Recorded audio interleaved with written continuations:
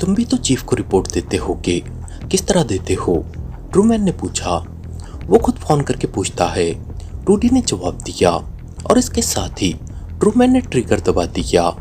दूसरे लम्हे टूडी का जिस्म बुरी तरह भड़का और फिर वो कुर्सी पर ही ढलक गया। उसकी खोपड़ी में सुराख हो गए थे। ट्रूमैन ने मशीन पिस्टल जेब में डाला और तेज तेज कदम बढ़ाता हुआ वो दरवाजे की तरफ बढ़ गया। उसने दरवाजा खोला और बाहर राहदारी में आ गया। उस नौजवान की लाश बाहर मौजूद न थी, जिसे मास्टर टूडी ने गोली मारकर बाहर फेंकवा दिया था। शायद उसे वहां से हटा लिया गया था। बहरहाल ट्रूमैन इत्मीनान से चलता हुआ हॉल में पहुंचा तो वहां उसी तरह हंगामा जारी था। ट्रूमैन खामोशी से चलता हुआ गेम हाउस से बाहर आ गया। चंद लम्हों बाद वो एक टैक्सी में बैठा हुआ था और टैक्सी तेजी से मुख्तलिफ सड़कों पर दौड़ती हुई आगे बढ़ी चली जा रही थी। थोड़ी देर बाद टैक्सी एक रिहायशी कॉलोनी में दाखिल हो गई और फिर एक मुतवस्सित दर्जे की कोठी के गेट के सामने जाकर रुक गई। ट्रूमैन नीचे उतरा और उसने जेब से एक बड़ा नोट निकालकर टैक्सी ड्राइवर की तरफ फेंक दिया।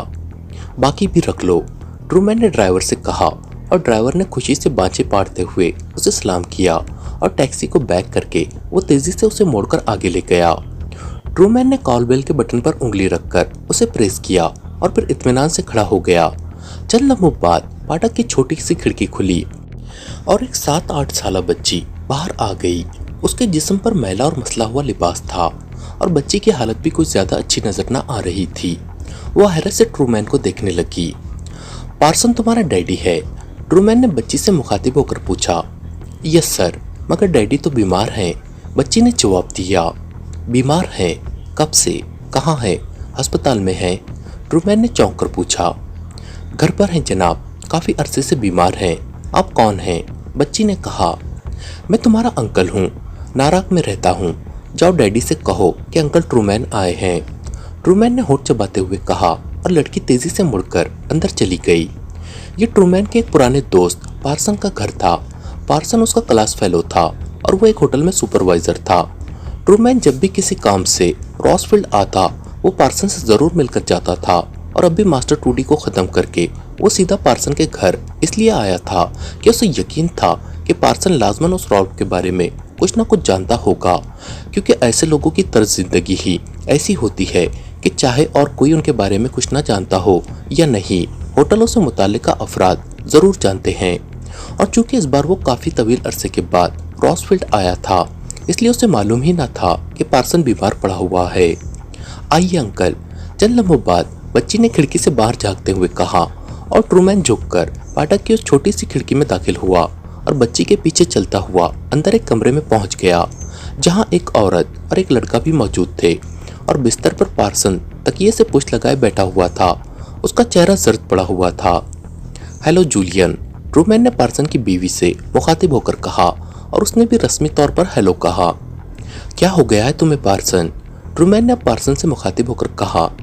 बीमार हूँ, गुज़िश्ता 2 माह से। आओ बैठो, बड़े अरसे बाद आए हो, खैरियत है? पार्सन ने जबरन मुस्कुराते हुए कहा और ट्रूमैन साथ रखी कुर्सी पर बैठ गया।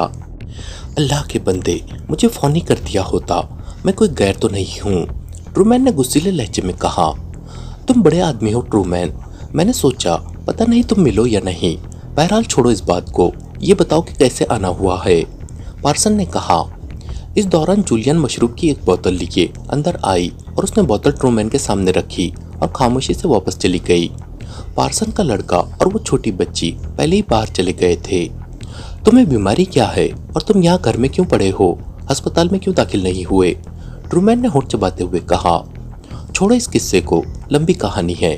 मेरी टांगों पर जख्म है और मुझे धमकी दी गई थी कि अगर मैंने इनका इलाज कराया तो मुझे ही नहीं बल्कि मेरी बीवी बच्चों को भी हलाक कर दिया जाएगा, और वो लोग चूंकि ऐसा कर सकते थे इसलिए मैं घर पड़ा हुआ हूँ और जख्म अब तकरीबन ख़राब हो चुके हैं, पार्सन ने जवाब दिया। ओ कौन लोग हैं वो, और उन्होंने ऐसा क्यों किया है? क्या तुम्हारा किसी से झगड़ा हो गया था? तुम तो ऐसे मामलात में आते ही नहीं थे, ट्रूमैन ने हैरान होकर कहा।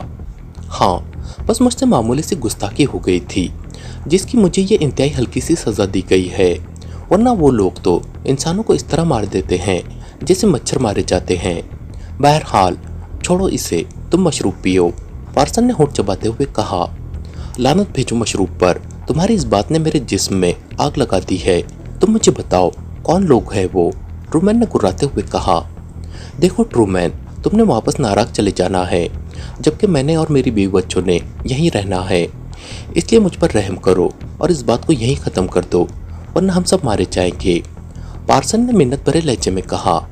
देखो पार्सन, तुम मुझे अच्छी तरह जानते हो, इसलिए जो कुछ मैं पूछ रहा हूँ शराफत से और तफसील से बता दो और इस बात की फिक्र मत करो कि तुम्हें कुछ होगा। ये मेरी जिम्मेदारी है और ट्रूमैन अपनी जिम्मेदारी निभाना भी जानता है। ट्रूमैन ने तेज लहजे में कहा और पार्सन ने बेइख्तियार एक तवील सांस लिया। ठीक है, मुझे मालूम है कि तुम अब तफसील पूछे बगैर ना चाहोगे और मैंने तुम्हें ये बात बताई भी इसलिए थी कि तुमने बहरहाल बीमारी के बारे में पूछना था और मैं क्या बताता। ओके, जो मेरे साथ होगा सो होगा, मैं तुम्हें तफसील बता देता हूँ, पार्सन ने तवील सांस लेते हुए कहा। तुम बेफिक्र होकर सब कुछ बता दो, तुम्हारा बाल भी बेकार ना होगा, ट्रूमैन ने कहा। यहाँ एक इंतहाई खतरनाक ग्रुप है जिसे किलर्स कहा जाता है। उसका एक गुंडा है, मास्टर टूटी, लकी स्टार गेम हाउस का मालिक। वो रॉसफील्ड का इंतहाई खतरनाक तरीन गुंडा है। वो एक बार मेरे होटल ग्रीन हिल्स में आया। उस वक्त सीट खाली ना थी। मैंने उसके और उसके साथियों के लिए स्पेशल सीटें लगवाई, लेकिन जाहिर है इसमें कुछ देर हो गई। बस इसी बात पर वो बिगड़ गया और उसने रिवॉल्वर निकालकर मेरी टांगों में 4 गोलियां मारी और साथ ही कहा कि वो मुझसे रियायत कर रहा है, वरना ये गोलियां मेरे सीने में भी मारी जा सकती थी।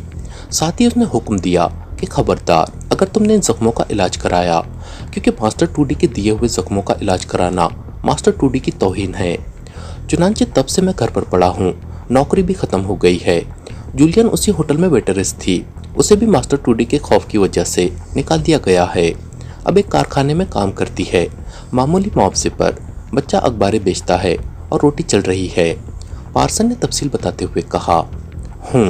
इसका मतलब है मैंने किसी इंसान को नहीं बल्कि एक दरिंदे का खात्मा किया है, ट्रूमैन ने एक तवील सांस लेते हुए कहा।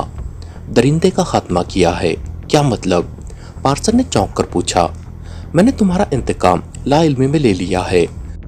मैं लकी स्टार गेम क्लब से ही आ रहा हूँ और वहाँ मास्टर टूडी और उसके 3 साथियों की लाशें छोड़ आया हूँ। मैंने मास्टर टूडी से कुछ मालूमात हासिल करनी थी। उसने अकड़ दिखाने की कोशिश की और तुम जानते हो कि ट्रूमैन के सामने अकड़ दिखाने का क्या नतीजा निकलता है। चुनांचे वही नतीजा लकी स्टार गेम क्लब में भी निकल आया, ट्रूमैन ने कहा। ओ, मास्टर टूडी को तुमने मार डाला? ओ गॉड, वो वाकई दरिंदा था, इंतहाई सफाक और जालिम दरिंदा। लेकिन ट्रूमैन, तुम फौरन नाराग वापस चले जाओ।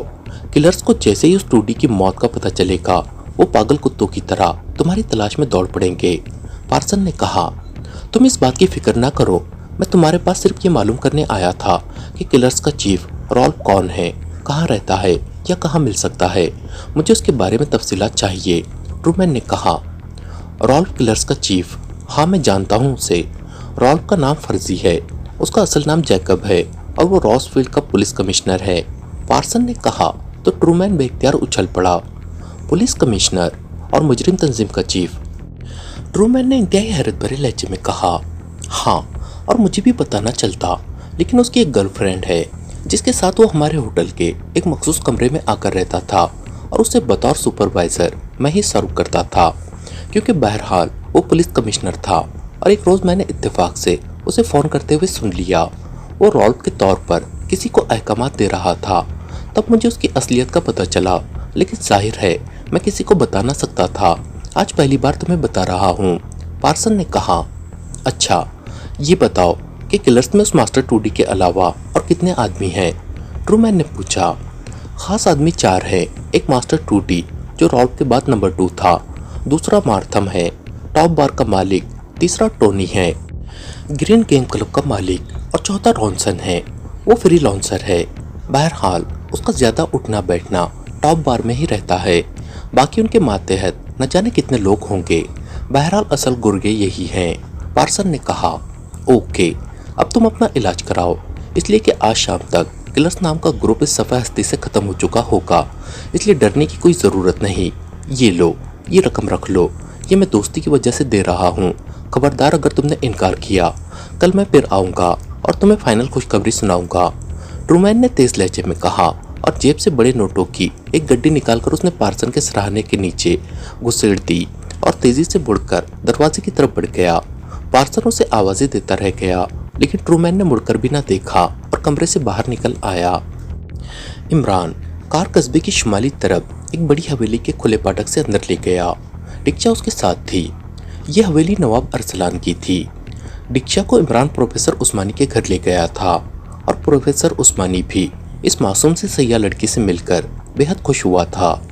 दूसरे रोज डिक्शा प्रोफेसर उस्मानी के एक मुलाजिम के साथ उन खंडरात का चक्कर लगा आई थी, लेकिन वापसी में उसका चेहरा उतरा हुआ था क्योंकि उसे इन खंडरात में से कोई सिक्का या नवादिर ना मिला था और बकौल उसके वो खंडरात ऐसे थे कि वहाँ से किसी नवादिर के मिलने का कोई इम्कान ही ना था। और फिर उसने उस रिचर्ड को कोसना शुरू कर दिया, जिसके कहने पर उसने खौमाखा इतना लंबा सफ़र भी किया था। चुनांचे जब इमरान ने उसे वापस दारुल हुकूमत ले जाने की ऑफ़र की तो वो बेहद खुश हुई और इमरान प्रोफेसर उस्मानी से इजाज़त लेकर दारुल हुकूमत की तरफ वापसी के लिए उनके मकान से बाहर निकला ही था कि उसे उस नवाब अरसलान का ख्याल आ गया और इमरान ने कार का रुख कस्बे की तरफ मोड़ दिया। एक आदमी से पूछकर वो नवाब अरसलान की हवेली पहुंच गए। डिक्शा ने पहले तो उस लॉर्ड अरसलान के पास जाने से ही इनकार कर दिया क्योंकि नवादरात ना मिलने की वजह से अब उसे लॉर्ड अरसलान वगैरह से कोई दिलचस्पी ना रही थी। लेकिन इमरान ने उसे कहा कि हो सकता है कि रिचर्ड का खत देने की वजह से लॉर्ड अरसलान उसे नवादरात तोहफे में दे दे, क्योंकि वो मकामी आदमी है। उसने यकीनन खंडरात से नवादरात पहले ही इकट्ठे कर लिए होंगे। तो डिक्शा आमदा हो गई थी। वैसे इमरान वो खत पहले ही देख चुका था। वो एक सादा सा खत था जिसमें सिर्फ इतना लिखा हुआ था कि मिस डिक्शा मेरी दोस्त है, उसकी भरपूर मदद की जाए, और नीचे रिचर्ड नाम के आदमी के दस्तखत थे और नाम लिखा हुआ था। लेकिन इमरान के जहन में उस वक्त से जब से डिक्शा ने ये बात की थी कि वो खंडरात ऐसे हैं कि उनमें से किसी नवादरात के मिलने का कोई इम्कान ही नहीं है, एक खास जाविये पर सोचना शुरू कर दिया था। इसका मतलब था कि उस रिचर्ड ने इस डिक्शा को किसी खास मकसद के लिए लॉर्ड अरसलान के पास भेजा था और अब वो इस मकसद के बारे में अपने ज़हनी तजस्सुस के लिए जानना चाहता था। हवेली में कार रोककर इमरान नीचे उतर आया। दूसरी तरफ से डिक्शा भी नीचे उतर आई। उसी लम्हे एक मुलाजिम तेजी से आगे बढ़ा और उसने इमरान को बड़े मुअद्दबाना अंदाज में सलाम किया। लॉर्ड साहब से कहो कि दारुल हुकूमत से उनके दोस्त रिचर्ड ने हमें भेजा है। इमरान ने मुलाजिम से मुखातिब होकर कहा, आइए तशरीफ़ रखिए, मैं लॉर्ड साहब को इत्तला करता हूँ। मुलाजिम ने कहा और फिर वो उन्हें एक ड्राइंग रूम नुमा कमरे में बिठाकर वापस चला गया। थोड़ी देर बाद उसी मुलाजिम ने मशरूब के 2 गिलास लाकर उन्हें दिए और साथ ही ये इत्तला भी दे दी कि लॉर्ड साहब तशरीफ़ ला रहे हैं। और फिर जैसे ही उन्होंने मशरूब ख़त्म किया, दरवाजे का पर्दा हटा और एक भारी जसामत का उद्दड़ उमर आदमी अंदर दाखिल हुआ। उसके जिस्म पर मकामी लिबास था, सर के बाल आधे से ज़्यादा गायब थे, चेहरा बारुआब था। लेकिन इमरान उसकी आंखें देखकर चौंक पड़ा क्योंकि उसकी आंखों में कोबरे सांप जैसी चमक थी। मुझे लॉर्ड अरसलान कहते हैं, उस उद्दड़ उमर आदमी ने अंदर दाखिल होते हुए मुस्कुराकर कहा। मुझ हकीर फ़कीर पुरतफसीर बंदे नाचीज़ को अली इमरान वल सररहमान कौम पठान कहते हैं, और जो कहते हैं वो बिल्कुल सच्ची कहते हैं। इमरान ने उठकर बड़े मासूमाना लहजे में कहा और लॉर्ड अरसलान इमरान का तारुफ सुनकर हैरत से उसे देखने लगे। उनका अंदाज ऐसा था जैसे वो इमरान को कोई पागल न सही, बहरहाल क्रैक ज़रूर समझ रहे हैं। मेरा नाम डिक्शा है, मैं एक्रीमियन टूरिस्ट हूँ। मिस्टर रिचर्ड मुझे होटल में मिले थे। उन्होंने मुझे बताया था कि यहाँ दौलतगढ़ के करीब खंडरात में सोने के सिक्के और कीमती नवादरात मिलते हैं। मैं नवादरात की शौकीन हूँ, इसलिए यहाँ आ गई। ये साहब रास्ते में मिले हैं, इन्होंने इज़ारे मेहरबानी मुझे यहाँ तक पहुँचा दिया है। रिचर्ड ने ये ख़त भी दिया था कि आपको दे दूँ। उसने कहा था कि आप नवादरात के हुसूल में मेरी मदद करेंगे। डिक्शा ने पूरी तफसील से बात करते हुए कहा और साथ ही वो ख़त निकाल कर भी उसने लॉर्ड अरसलान की तरफ बढ़ा दिया। ओह अच्छा, रिचर्ड ने भेजा है आपको। ठीक है, बैठे। और मिस्टर अली इमरान, आपकी मेहरबानी, आपने हमारी मेहमान को यहाँ तक पहुँचा दिया। अब आप अगर चाहें तो वापस जा सकते हैं। मिस डिक्शा तो अभी चंद रोज़ यहाँ हमारी मेहमान रहेंगी। लॉर्ड अरसलान ने खुश्क लहजे में बात करते हुए कहा। सॉरी, मैं भी वापस जा रही हूँ। इमरान साहब मुझे वापसी में दारुल हुकूमत ड्रॉप कर देंगे। मैंने खंडरात देखे हैं, वहाँ से नवादरात मिलने का कोई इम्कान ही नहीं है। आपके पास भी मैं इसलिए आ गई थी कि चलो ये खत आप तक पहुँचा दूँ। इमरान के बोलने से पहले मिस डिक्शा ने जवाब देते हुए कहा, अरे आप बेफिक्र रहें मिस दीक्षा, खंडरात में वाकई बेहद नवादरात मौजूद हैं, लेकिन हर शख्स उन्हें नहीं हासिल कर सकता। आप एक दो रोज मेरे पास रहें, मैं खुद आपके साथ जाऊंगा, और मेरा वादा कि अगर आपको वहां से नवादरात ना मिले तो मैं आपको अपनी मिल्कियत में मौजूद नवादरात में से माकूल हिस्सा दूंगा। आप हमारी मेहमान हैं और मैं नहीं चाहता कि आप एक्रीमिया वापस जाकर वहाँ पाकिशा की मेहमान नवाजी का गिला करें। लॉर्ड अरसलान ने मुस्कुराते हुए जवाब दिया, ओ, अगर आप नवादरात मिल जाने की गारंटी दे रहे हैं तो फिर ठीक है, मैं रुक जाती हूँ। क्यों इमरान साहब? दीक्षा ने मसरत से भरपूर लहजे में कहा। बिल्कुल गारंटी, और साथ ही आने जाने का खर्चा भी दूंगा। लॉर्ड अरसलान ने मुस्कुराते हुए कहा, ओके, फिर मुझे इजाज़त। इमरान ने उठकर खड़े होते हुए कहा, बेहद शुक्रिया इमरान साहब, मेरी वजह से आपको खासी तकलीफ उठानी पड़ी। दीक्षा ने मुस्कुराते हुए कहा, खूबसूरत ख्वातीन के लिए तकलीफ उठाना पाकिस्तानी मर्दों की रिवायत रही है, क्यों लॉर्ड अरसलान साहब? इमरान ने मुस्कुराते हुए लॉर्ड अरसलान से कहा, और लॉर्ड अरसलान ने कोई जवाब देने की बजाय सिर्फ दांत निकाल दिए। इमरान तेज तेज कदम उठाता बाहर आया और चंद लम्हों बाद उसकी कार लॉर्ड अरसलान की हवेली से निकलकर तेजी से दोबारा कस्बे के उस बाजार की तरफ जा रही थी जहां एक कैफे मौजूद था। इमरान ने कार कैफे के बाहर रोकी और फिर कदम बढ़ाता वो कैफे के हॉल में दाखिल हो गया। हॉल तकरीबन सुनसान पड़ा हुआ था। इक्का दुक्का मकामी लोग वहां बैठे चाय पीने में मसरूफ थे। एक तरफ काउंटर बना हुआ था। इमरान कदम बढ़ाता हुआ काउंटर की तरफ बढ़ गया। काउंटर पर एक फोन मौजूद था। दारुल हुकूमत एक कॉल करनी है। इमरान ने काउंटर पर खड़े नौजवान से कहा, कर लीजिए। नौजवान ने कारोबारी अंदाज में मुस्कुराते हुए कहा और इमरान ने रिसीवर उठाया और तेजी से नंबर डायल करने शुरू कर दिए। राना हाउस। राब्ता कायम होते ही जोसेफ की आवाज़ सुनाई दी। जोसेफ, जवाना मौजूद है। इमरान ने कहा, ओ बॉस, आप? जवाना मौजूद है, बुलाऊं उसे बॉस? दूसरी तरफ से जोसेफ की आवाज़ सुनाई दी। शायद सिर्फ इमरान की आवाज़ सुनकर ही उसका दिल मसरत से भर गया था। हाँ बुलाओ, इमरान ने मुख्तसर सा जवाब दिया। हेलो मास्टर, मैं जवाना बोल रहा हूँ। चंद लम्हों बाद जवाना की आवाज़ रिसीवर में सुनाई दी। जवाना, जोसेफ को साथ लेकर दारुल हुकूमत के करीबी कस्बे दौलतगढ़ आ जाओ। वहाँ किसी से भी प्रोफेसर उस्मानी का मकान पूछ लेना, मैं वहीं मौजूद हूँगा। इमरान ने संजीदा लहजे में जवाब देते हुए कहा, यस मास्टर। दूसरी तरफ से कहा गया और इमरान ने ओके कहकर रिसीवर रख दिया और फिर जेब से एक नोट निकालकर उसने काउंटर बॉय की तरफ बढ़ा दिया। उसने खामोशी से नोट उठाया और उसे काउंटर के नीचे बने हुए खाने में डालकर कॉल की रकम काटकर बाकी रकम गिनने लगा। रहने दो, बाकी तुम खुद रख लेना, बस एक अच्छी सी चाय मुझे पिलवा दो, यही काउंटर पर ही। इमरान ने मुस्कुराते हुए कहा तो नौजवान बेख्तियार चौंक पड़ा। चंद लम्हे तो वो इस तरह हैरत से इमरान को देखता रहा जैसे उसे यकीन ना आ रहा हो कि वाकई ये फिक्रा इमरान ने कहा है। फिर उसके चेहरे पर यकलक मसरत के आसार नमूदार हो गए।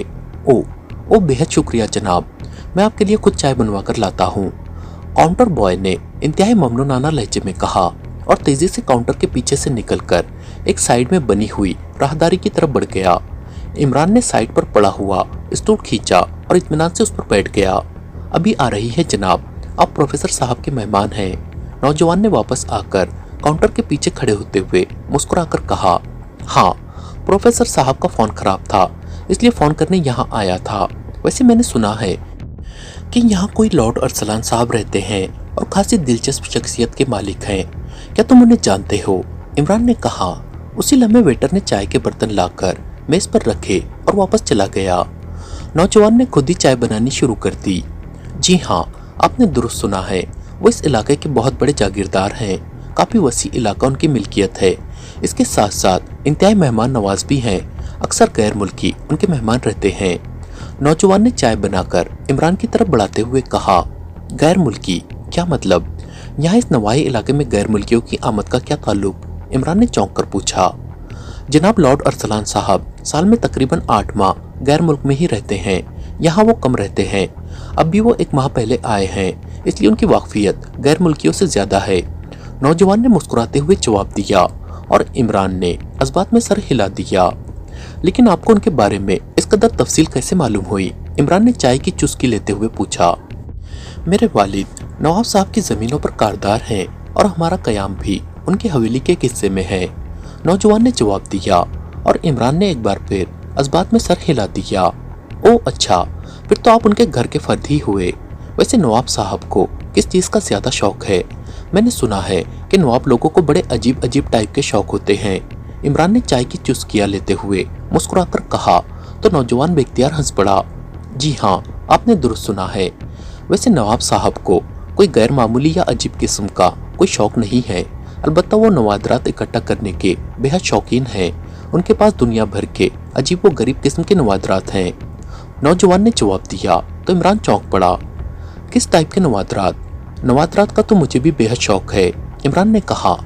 हर किस्म के नवादरात, सिक्के, कदीम बर्तन, कदीम मुजस्समे, कदीम तामीराती सामान, कदीम हथियार और न जाने क्या क्या है उनके पास, नौजवान ने कहा। ओह वेरी गुड, फिर तो उनसे मुलाकात ज़रूरी है ताकि उनके नवादरात का ज़खीरा देखा जा सके। इमरान ने चाय का आखिरी घूंट लेते हुए कहा।